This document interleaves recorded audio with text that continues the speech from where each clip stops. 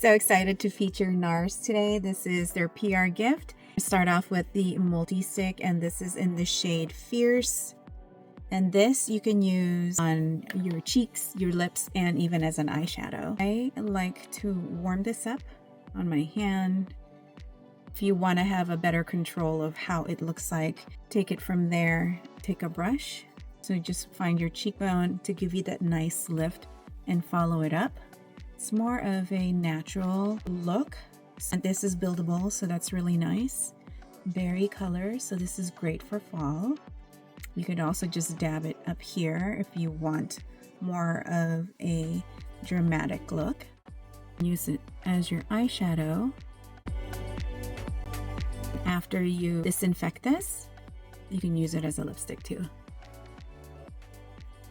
It has a nice cream to powder finish. NARS Climax Mascara. This is volumizing brush. I love this type of brushes because I'm all about the volume. No coats and 3. This is what it looks like with the berry, with the multi-stick in the color Fierce.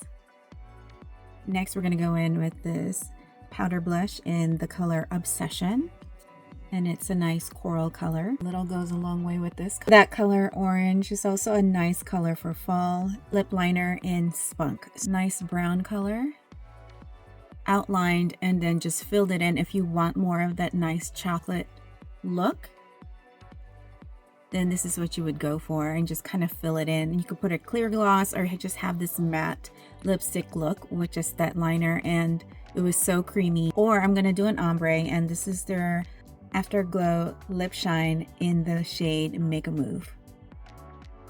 This is so hydrating. It's thick, but it's not too thick. This is what it looks like. So with the nice ombre look here, and again, this is filled in. Which side do you like?